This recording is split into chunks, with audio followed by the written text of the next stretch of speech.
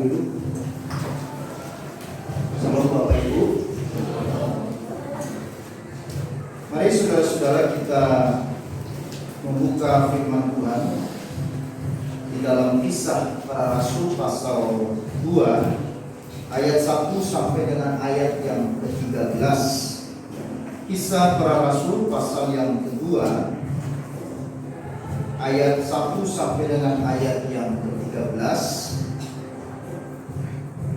Hari ini kita merayakan hari Pentakosta setelah 50 hari sejak dari Yesus bangkit dari antara orang mati.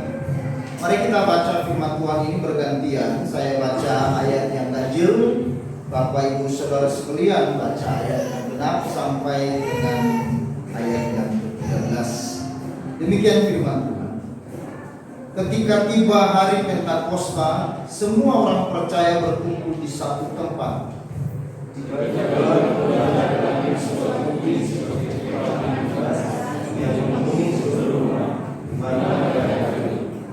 Dan tampaklah kepada mereka lidah-lidah seperti nyala api yang bertebaran dan hinggap pada mereka masing-masing.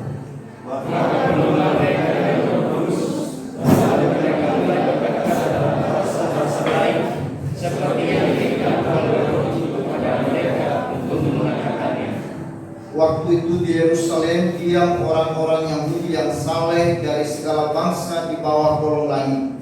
Ketika berbunyi itu, bergumullah orang banyak. Mereka bingung karena mereka masing-masing mendengar sesuatu itu berkata dalam bahasa mereka sendiri. Mereka semua tercengang-cengang dan heran, lalu berkata, bukankah mereka semua yang berkata-kata itu orang Galilea?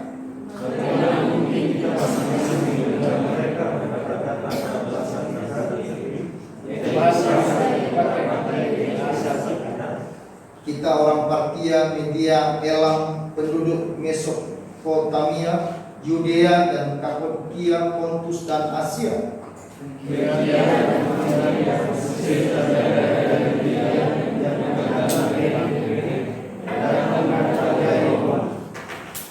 Baik orang Yahudi maupun penganut agama Yahudi, orang Kreta dan orang Arab, ketika kita mendengar mereka berkata-kata dalam bahasa kita sendiri tentang perbuatan-perbuatan besar yang dilakukan Allah. Mereka semuanya berkata seorang kepada yang lain, apakah ini? Tetapi orang lain menyindir, mereka sedang mabuk oleh anggur manis. Amin. Berbahagialah kita saudara-saudara sekalian yang pagi hari ini boleh merayakan hari pencurahan Roh Kudus atau hari Pentakosta, dan kita adalah orang yang berbahagia yang telah membaca, mendengar dan melakukan firman Tuhan ini. Saudara-saudara yang dikasihi oleh Tuhan, pencurahan Roh Kudus merupakan suatu peristiwa penting dan bersejarah di dalam perkembangan iman kekristenan di dunia ini. Kita tahu saudara-saudara bahwa gereja Tuhan diawali dari 12 orang murid, lalu menjadi 120 orang, kemudian berlanjut menjadi 3.000 orang ketika Petrus berkhotbah dalam satu hari, 3.000 orang bertobat, dan terus bertambah hingga ke seluruh dunia, bahkan sampai kepada kita hari ini.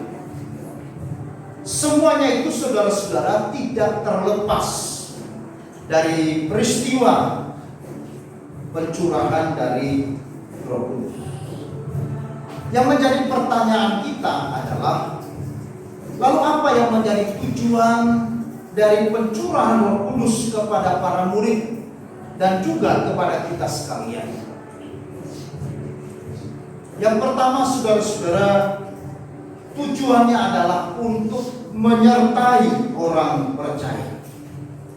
Peristiwa Pentakosta atau hari pencurahan Roh Kudus menandai bahwa Roh Kudus sudah datang dan bekerja secara maksimal untuk menggenapkan rencana Allah bagi gerejanya, bagi para rasul, bagi orang-orang Kristen, yaitu rencana untuk menyertai Allah melalui apa? Kehadirannya dalam Roh Kudus. Sejak dari awal Yesus berkata kepada para rasul bahwa aku sekali-kali tidak akan meninggalkan kamu. Aku akan menyertaimu sampai kepada akhir zaman. Bahkan waktu Yesus lahir dan sebelum lahir, baik di dalam kitab Yesaya pasal yang ke-7 maupun juga di dalam Injil Matius pasal 1, namanya dikatakan Immanuel. Nah, saudara-saudaraku yang kekasih dalam Tuhan, Allah menyertai kita tidak lagi menyertai kita di dalam tubuh manusia, tetapi sekarang Kristus yang telah naik ke surga, lalu kemudian diutus oleh Bapa Roh Kudus kepada orang percaya untuk menyertai gerejanya, menyertai bagi kita sekalian. Makanya Yohanes pasal 14 ayat 16 berkata demikian, aku akan minta kepada Bapa dan Ia akan memberikan kepadamu seorang penolong yang lain, supaya Ia menyertai kamu selama-lamanya. Saudara, ayat ini menjelaskan dengan jelas bahwa yang dijanjikan oleh Bapa, yaitu seorang penolong yang lain di sini, ini adalah Roh Kudus. Roh Kudus adalah pribadi ketiga dari Allah Tritunggal. Makanya saudara-saudara, dalam ayat itu tadi, kata seorang itu adalah kata hurufnya huruf besar. Artinya bahwa Roh Kudus yang dijanjikan itu adalah pribadi dari Tuhan sendiri. Sehingga Roh Kudus sendiri adalah Allah, adalah Tuhan, bukan sebuah tetesan kuasa yang keluar dari Allah. Yang banyak orang memahami bahwa Roh Kudus itu adalah tetesan yang keluar dari Allah, yang diteteskan, yang dialirkan dalam kehidupan para murid, kehidupan para orang percaya. Padahal jelas dikatakan di dalam ayat, dalam Injil Yohanes pasal 16 tadi, Dia adalah seorang penolong. Kata seorang itu adalah huruf besar, pribadi dari Allah Tritunggal. Bukan kuasa yang keluar dari dalam diri Allah, tetapi Allah sendiri. Amin. Nah, saudara-saudaraku yang kekasih dalam Tuhan, itu artinya bahwa yang menyertai saudara dan saya adalah Tuhan sendiri. Ketika Yesus mengatakan aku menyertaimu sampai kepada akhir zaman, yaitu melalui kehadiran Roh Kudus yang adalah Tuhan sendiri. Dia ada di dalam kehidupan kita, Dia tinggal di dalam kita, Dia memenuhi kita. Ini membuktikan bahwa Dia adalah Tuhan yang beserta dengan kita. Nah, saudara-saudaraku yang kekasih dalam Tuhan, kenapa Tuhan menjanjikan sebuah penyertaan kepada para rasul, kepada gereja, kepada orang Kristen? Karena kita, para rasul, adalah orang yang lemah. Tuhan tahu keterbatasan daripada para rasul. Tuhan tahu kemampuan para rasul. Tuhan tahu kemampuan daripada orang-orang percaya menghadapi kehidupan di dalam dunia ini. Dia tahu bahwa tanpa penyertaan dari Roh Kudus, penyertaan dari Tuhan sendiri dalam kehidupan gerejanya, dalam kehidupan pribadi orang Kristen, kita tidak mungkin bisa menghidupi iman kekristenan kita di dalam dunia yang tidak mengenalnya. Maka itu sebabnya saudara-saudara, waktu Yesus naik ke surga, Ia menjanjikan Roh Kudus yang menyertai kita, supaya kita di dalam mengerjakan apa yang menjadi panggilan kita masing-masing, di dalam kita menghidupi iman kita, di dalam kita mengaplikasikan iman kita, di dalam hidup sehari-hari kita, Tuhan menyertai kita. Artinya Tuhan tidak membiarkan kita berjalan seorang diri. Dia tidak membiarkan kita menjadi seorang yatim piatu, tetapi Dia akan tetap bersama, menopang, memberi kekuatan kepada kita sekalian. Nah, itulah sebabnya menjadi sukacita bagi saudara dan saya, bahwa saudara dan saya di dalam hidup di dunia ini, Tuhan tidak pernah membiarkan saudara seorang diri. Dia selalu hadir bersama dengan kita. Amin. Kita harus meyakini hal ini, bahwa Tuhan beserta dengan kita. Ia bersama dengan kita di dalam situasi dan dimanapun kita berada. Meskipun saudara seorang diri, tetapi sesungguhnya engkau tidak seorang diri, karena Dia ada di dalam kita. Saya pernah sampaikan beberapa kali saudara mengenai hal ini, yaitu ketika dulu saya di Malang, saya membesuk seorang oma yang tinggal dalam satu rumah seorang diri, karena anak-anaknya tinggal di kota lain karena bekerja. Oma ini umurnya 90 tahun. Ini jemaat Malang. Lalu kemudian saudara-saudara, tiap Sabtu itu kita ada pelayanan lansia. Lalu waktu kita masuk, kita ketok pintu dan kita berikan salam, selamat pagi Oma, selamat pagi. Dia buka pintu. Lalu kemudian saya tanya, Oma sendiri ya? Tidak, saya tidak sendiri. Lalu Oma dengan siapa? Lalu dia angkat tangannya, saya bersama dengan Yesus. Saudara-saudara, saat itu saya langsung senang sekali mendengarnya, ya.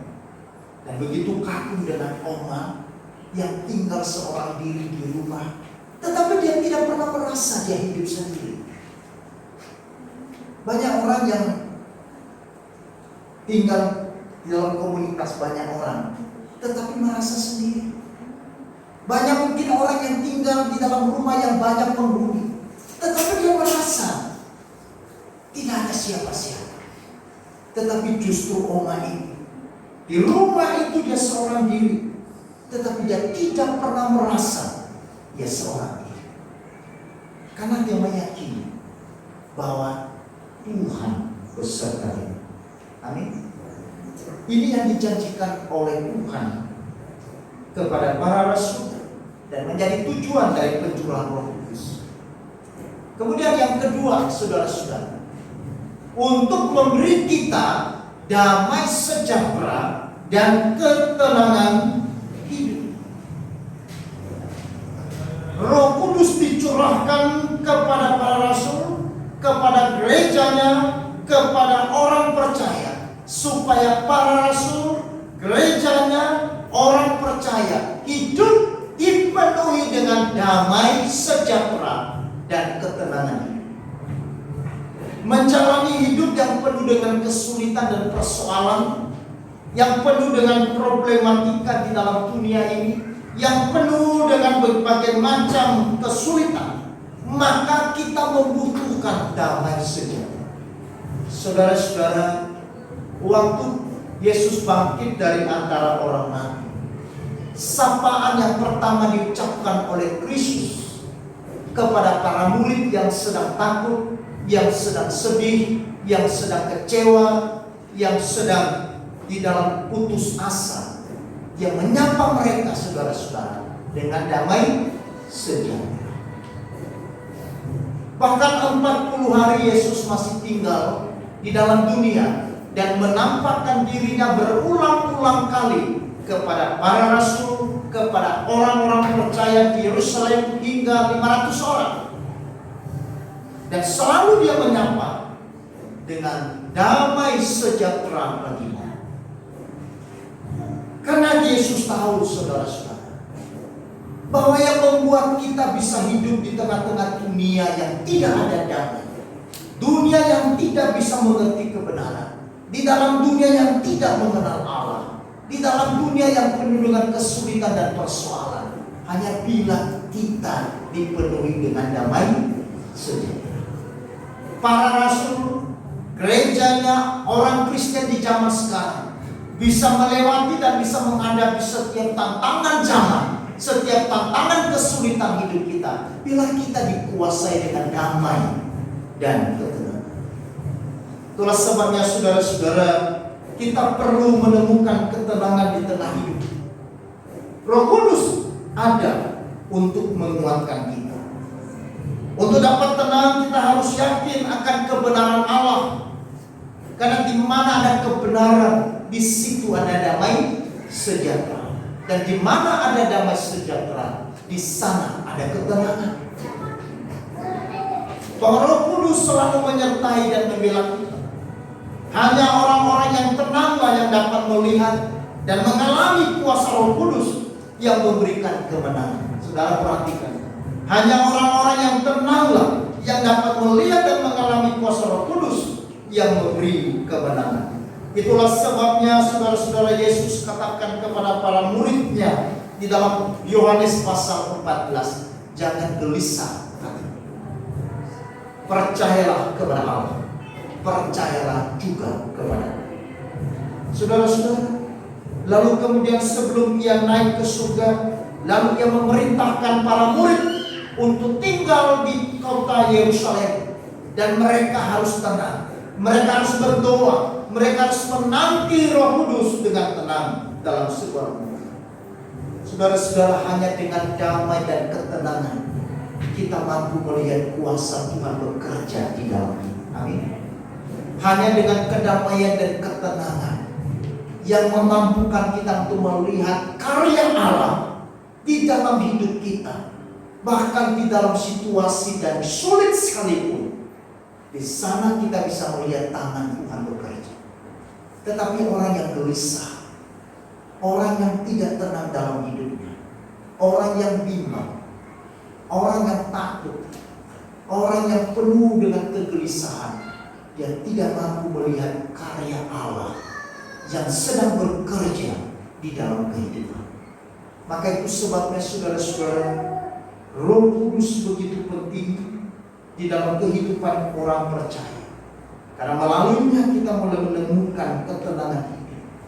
Karena di dalam ketenangan itu kita mampu membawa hati kita fokus tertuju kepada Tuhan. Karena inilah kunci yang memungkinkan kita mendapatkan kekuatan di dalam Tuhan. Amin. Makanya di dalam 2 Tawarin pasal 16 ayat 9 dikatakan, karena mata Tuhan menjelajah seluruh bumi untuk melimpahkan kekuatannya kepada mereka yang bersungguh hati. Maksudnya hati yang tertuju terhadap Dia. Bagaimana kita bisa hati kita tertuju kepada Tuhan kalau kita tidak damai dan tenang? Kalau seandainya saudara di dalam ruangan ini tidak tenang, tidak damai, tetapi hati saudara, perasaan saudara lagi gelisah, lagi cemas, kira-kira saudara tertuju tidak mendengar firman? Saya mau tanya, saudara punya konsentrasi tidak mengikuti ibadah? Tidak, karena lagi cemas.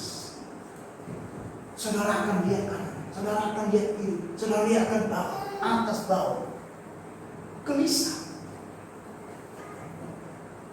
Makanya di sini dikatakan mata Tuhan tertuju kepadanya yang memiliki hati yang tertuju kepadanya. Maka Roh Kudus memberikan kepada kita damai sejahtera dan ketenangan supaya kita mendapatkan kekuatan di dalam hidup. Stephen Tong berkata dalam sebuah seminar, saudara-saudara, berkata begini, Roh Kudus memberikan damai sejahtera bagi orang percaya. Tidak peduli apapun bahaya, ancaman, penganiayaan yang menghadang, engkau tidak akan takut. Inilah peristirahatan yang sejati. Saudara-saudara, istirahat yang sejati bukan di tempat yang sunyi, bukan di tempat yang tidak ada keramaian, bukan juga di sebuah tempat yang indah, yang merasa engkau nyaman dan merasa engkau aman, tidak ada yang mengganggu dan sebagainya. Tetapi peristirahatan yang sejati yaitu ketika hati kita dipenuhi dengan damai sejahtera. Tetapi berbicara dengan damai sejahtera itu, saudara-saudara, berbicara mengenai sebuah keutuhan hidup kita kepada Tuhan. Damai sejahtera itu adalah sebuah keutuhan hidup di dalam iman kepada Tuhan, yang tidak dikendalikan oleh situasi dan kondisi. Nah, saudara perhatikan baik. Sebelum para murid menerima pencurahan Roh Kudus, maka para murid dikendalikan oleh apa? Sikon, situasi dan kondisi. Ketika terjadi mukjizat Allah, para murid hatinya berkobar-kobar. Ketika Tuhan Yesus melakukan mukjizat membangkitkan orang yang mati dari kuburan, para murid sangat takjub dan terheran-heran. Dan iman mereka begitu bertumbuh kuat. Ketika orang lagi lapar, hampir 5.000 orang laki-laki, mereka lemas karena sepanjang hari belum makan. Lalu kemudian Yesus melakukan mukjizat sehingga semua orang yang ada di sana, 5.000 orang laki-laki bahkan lebih, karena belum ditulis perempuan dan anak-anak. Alkitab mencatat mereka makan sampai kenyang.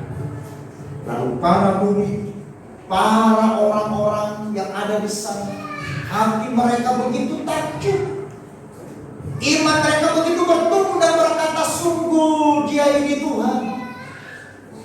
Iman mereka begitu luar biasa.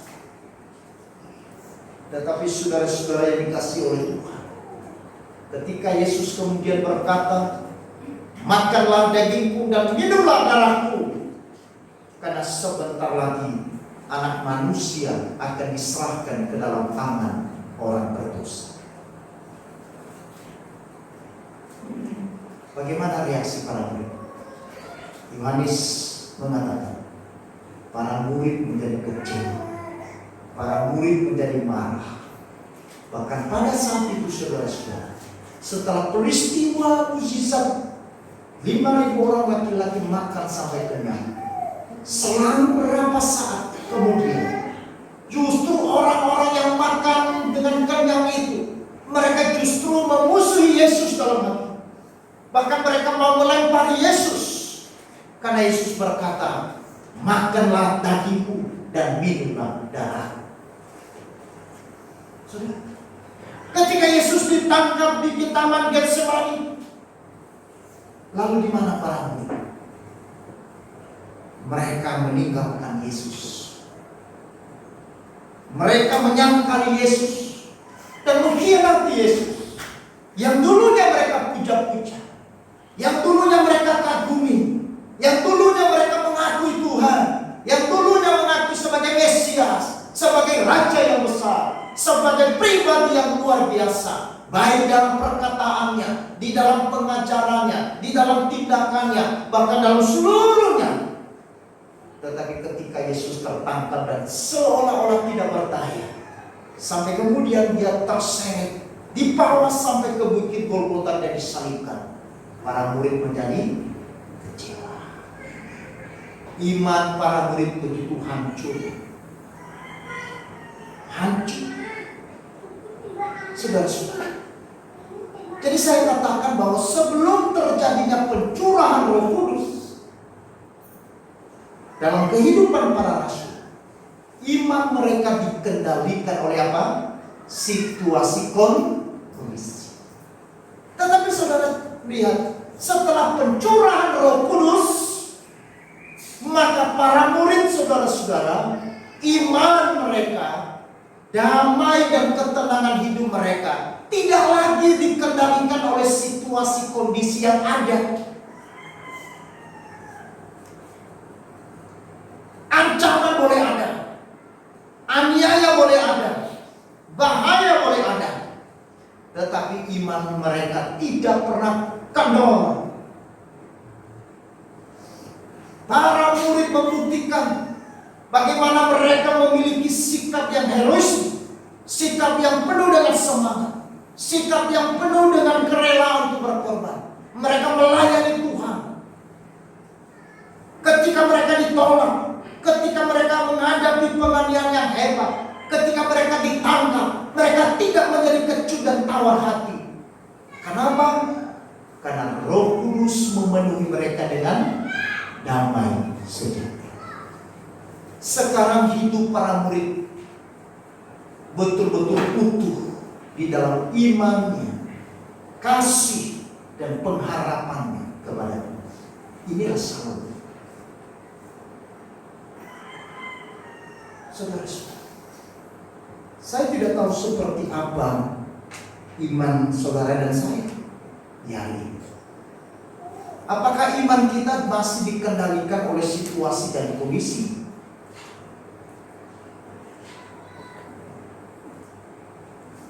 Ketika semuanya berjalan dengan baik, iman kita naik.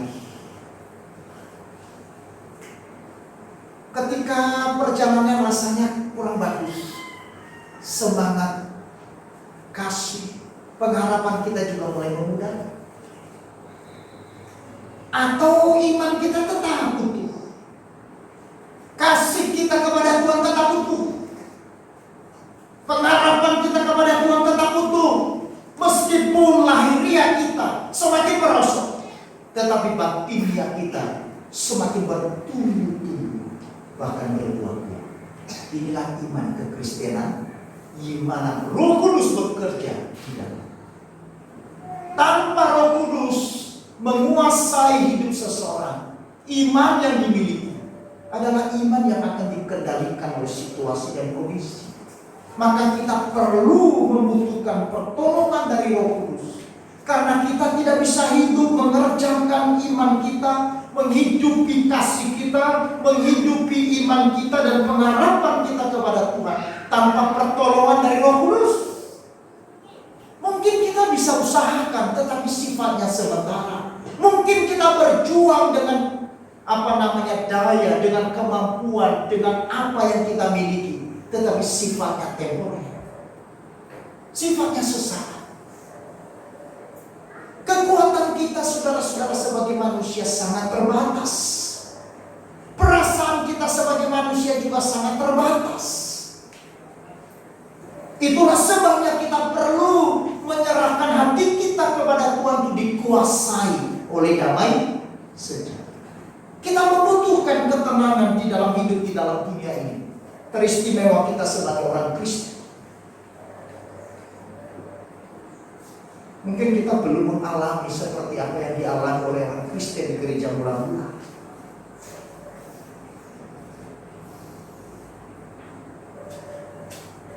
Tetapi saudara-saudara, damai sejahtera menjadi kekuatan besar yang membuat mereka dipenuhi dengan ketenangan meskipun mereka di dalam kesulitan. Makanya dalam 1 Korintus dikatakan, tidak ada yang dapat memisahkanku dari kasih Allah. Penganiayaankah, kelaparankah, ketelanjangankah, kesusahankah, sakit penyakitkah, tidak bisa memisahkanku dari kasih Allah. Amin. Kenapa? Karena Roh Kudus tinggal di dalam kita. Roh Kudus memberikan kemampuan dan kekuatan yang melampaui diri kita untuk kita menghadapi setiap hal yang Tuhan izinkan. Yang ketiga, saudara-saudara, tujuan dari pencurahan Roh Kudus bagi para rasul, bagi gereja, dan bagi orang percaya adalah untuk memberi kita kuasa dalam bersaksi atau pemberitaan Injil. Sebelum pencurahan Roh Kudus, para murid tidak punya kuasa untuk bersaksi. Mereka tidak punya kekuatan untuk memberitakan Injil.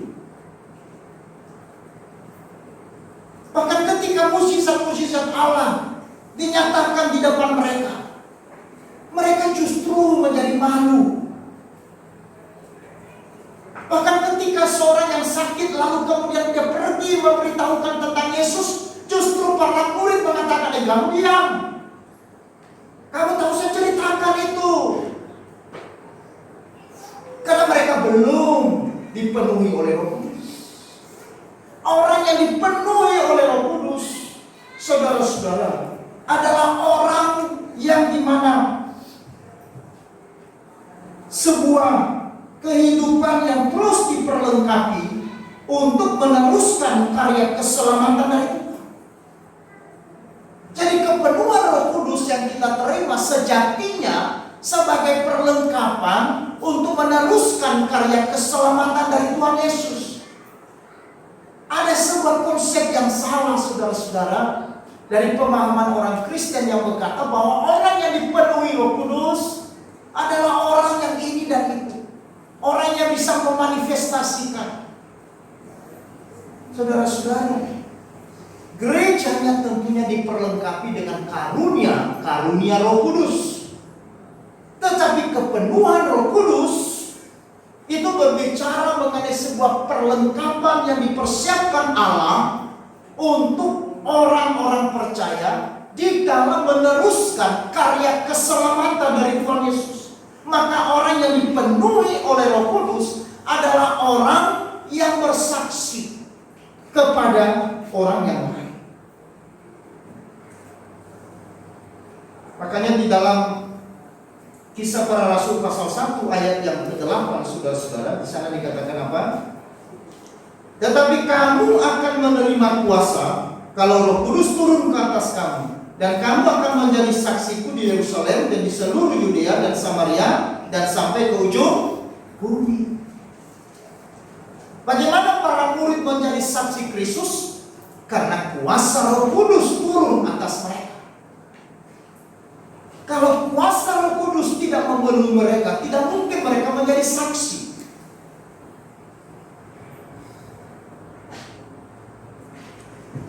Kepenuhan Roh Kudus yang kita terima, saudara-saudara, membuat kita berani bersaksi dan menyatakan diri kita kepada orang lain bahwa kita adalah anak-anak Tuhan. Amin.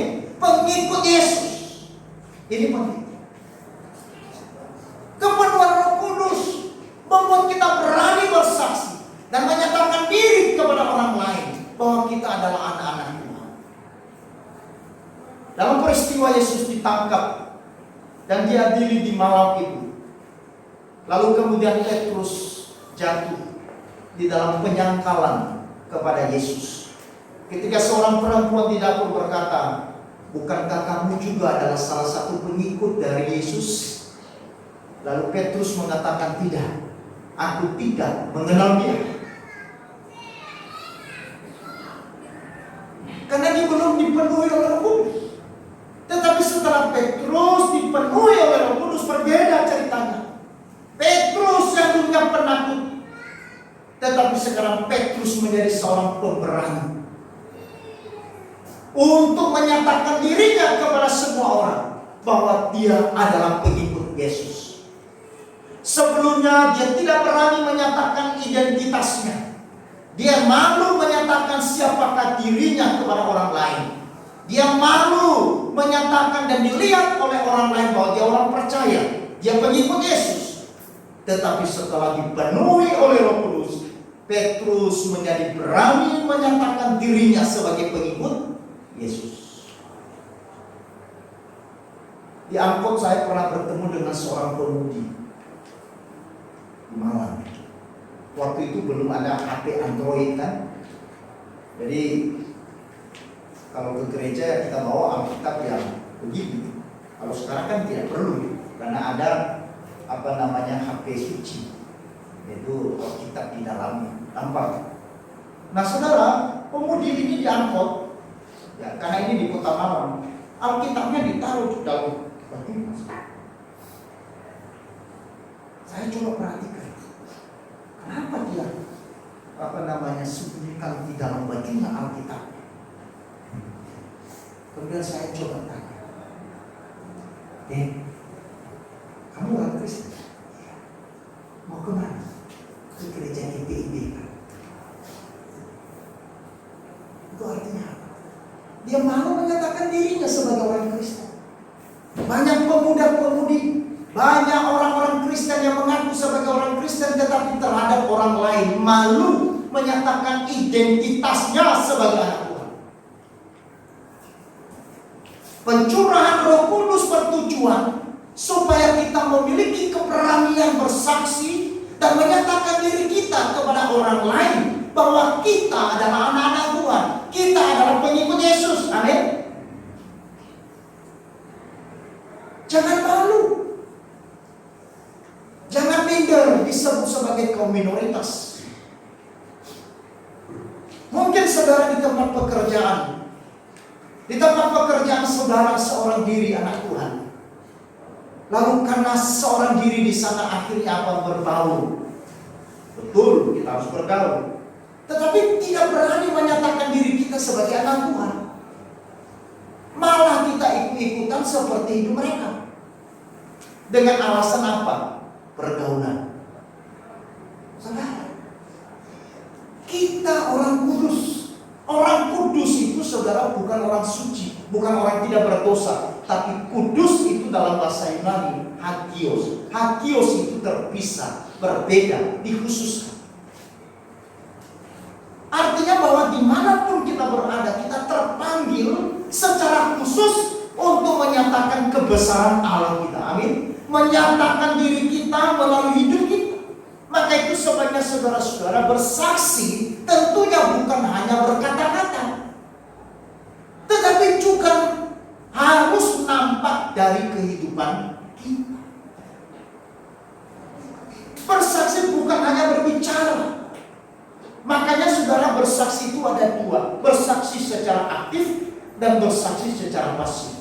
Bersaksi secara aktif itu yaitu melalui pemberitaan Injil, melalui kita menyampaikan kabar baik kepada orang lain, lalu kemudian secara aktif juga bisa membagikan rata, bisa melalui KKR, bisa melalui penginjilan secara pribadi. Itu namanya bersaksi secara aktif.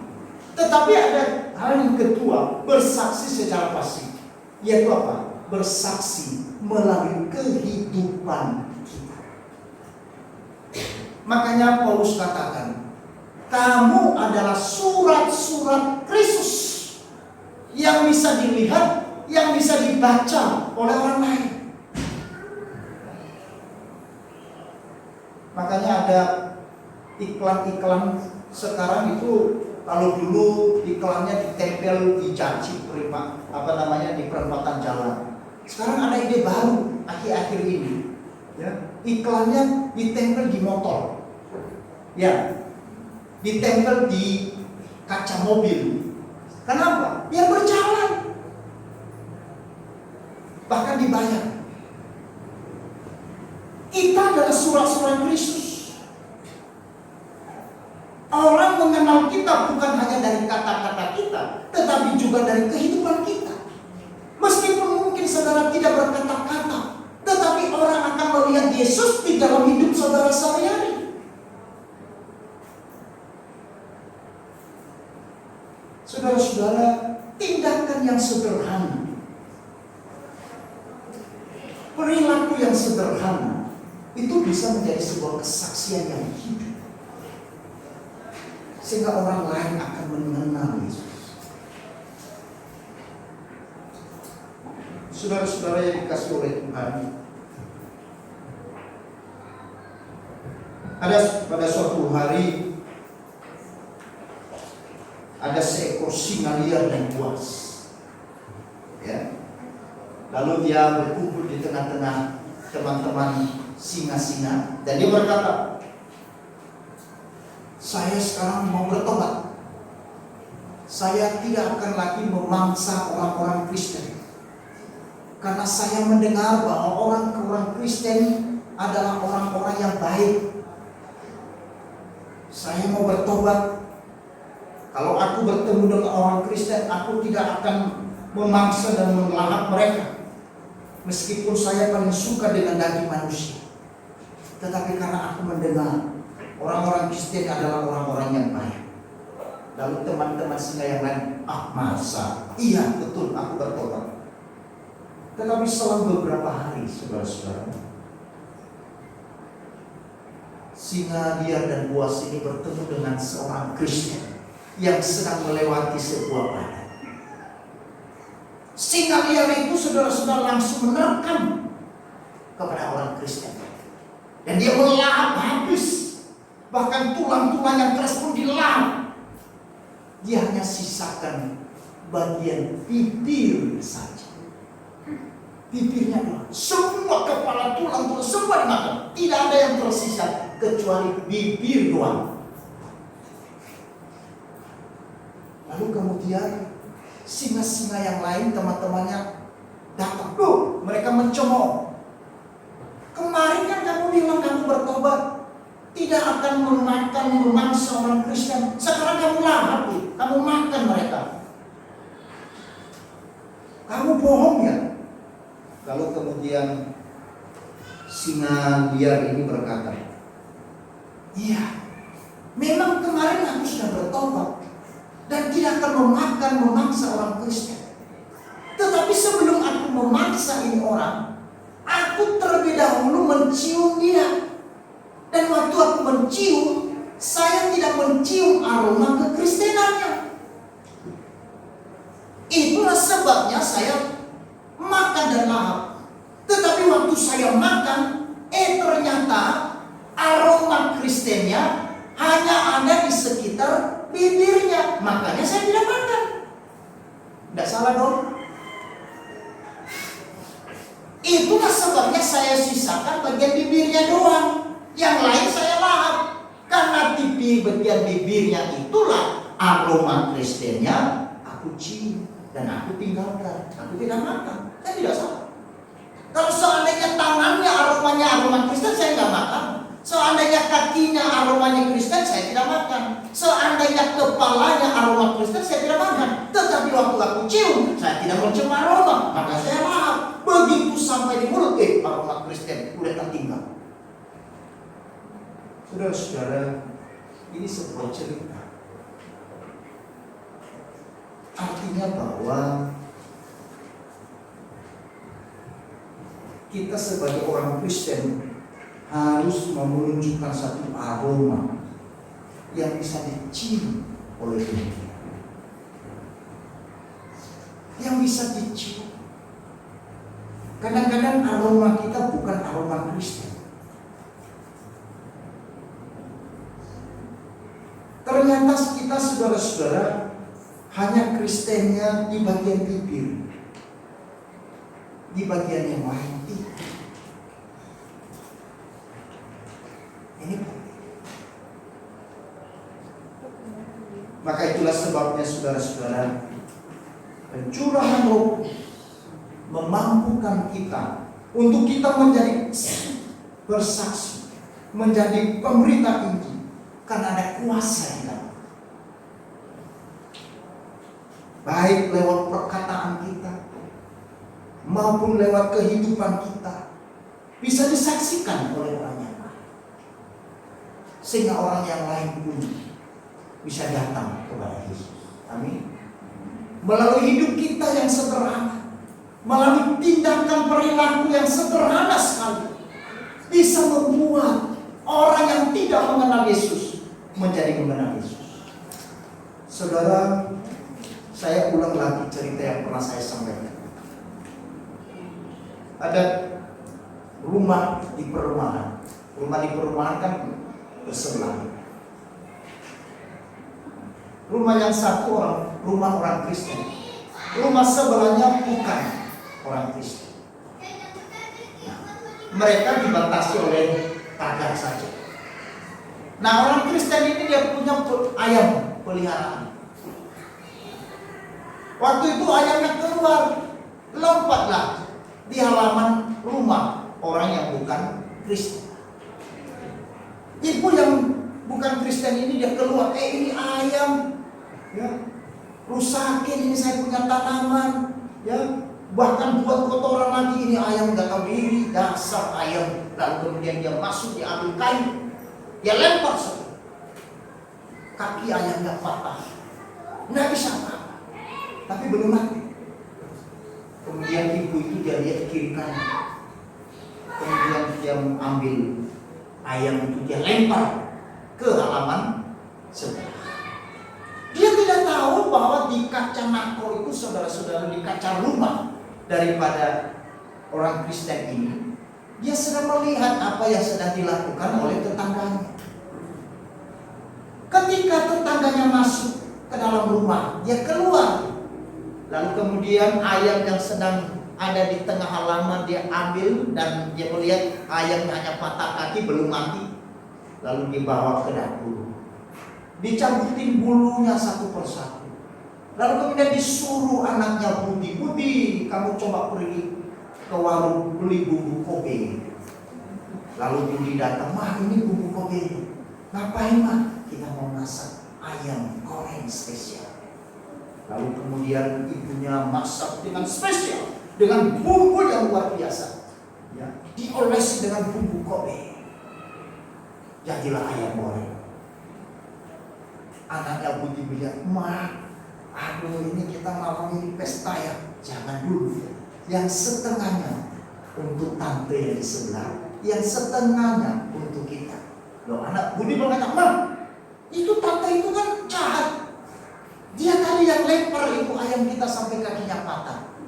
Lalu ibu ini berkata, "Justru itulah aku memberi dia ayam." Wah, kok bisa begitu ya? Budi gak terima. Tapi akhirnya Budi mengerti. Setelah ayam, ya, ditaruh di piring, lalu ditambah dengan bumbu yang lain, lalu disuruhlah Budi, "Tolong antarin ke tante yang sebelah." "Ya baik, Mah." Budi pergi. Dia ketuk pintu, "Tante, tante." Nah, keluarlah tante. "Oh iya, Bu, ini ada berkat Tuhan, Tante." Diterima, kan udah ditutup, dibawa dia. Waktu tante ini dia lihat, kok ayam setengah ekor lagi, utuh setengah ekor. Jangan-jangan ini ayam yang tadi saya lempar. Kemudian ibu ini, saudara, dia duduk di meja makan sambil dia lihatin ayam yang sedang ada di dekat. Di satu sisi dia sangat ingin makan ayam ini, di satu sisi dia sakit hati karena perbuatannya yang tadi melempar ayam. Karena ibu ini betul-betul bagi dua dari kaki sampai kepala, jadi dapat satu kaki. Nah, waktu saudara-saudara dia lihat kaki yang patah itu betul-betul kaki yang sedang ada di piringnya dia. Aduh, ini benar ini ayam tadi, udah kakinya udah penyot. Kenapa baik sekali ibu ini? Siapakah dia? Singkat cerita, saudara-saudara, akhirnya tetangganya yang tadinya belum kenal Tuhan, dia mulai menyapa. Dia mulai berbicara, dia mulai tanya, "Kamu siapa?" Sampai akhirnya temannya, tetangga yang tadi lempar ayam, kemudian mengenal Yesus. Hanya lewat apa? Lewat setengah ayam. Tidak ada kata. Saudara-saudaraku yang terkasih dalam itulah kesaksian. Kuasa Tuhan menyertai kita. Waktu kita melakukan itu, jangan pikir kita bisa lakukan itu tanpa kuasa Roh Kudus. Kalau tanpa kuasa Roh Kudus, mungkin tadi ibu yang Kristen juga diambil kayu. Tapi karena kuasa Roh Kudus memberikan dia kuasa untuk dia menjadi saksi bagi tetangganya, melalui sikap, melalui tindakan. Dan dia tahu bahwa akhir dari semuanya itu untuk kemuliaan. Itulah tujuan yang ketiga. Kenapa terjadinya pencurahan Roh Kudus? Supaya kita memiliki kuasa untuk bersaksi, kuasa untuk memberitakan Injil, kabar baik kepada orang yang belum mengenal kabar baik. Mari saudara-saudara, kita sebagai gerejanya, sebagai orang percaya yang sudah menerima Roh Kudus, biarlah kita terus mau dipakai oleh Tuhan, terus dipenuhi oleh Roh Kudus, supaya kita mampu meneruskan apa yang menjadi panggilan kita, karya dari Tuhan untuk kita hidupi di dalam hidup kita, dengan hati yang penuh dengan damai, dengan hati yang penuh ketenangan, dan dengan kuasa untuk memberitakan, menyampaikan, baik melalui kata-kata kita maupun melalui perbuatan dan tindakan kita sehari-hari. Amin.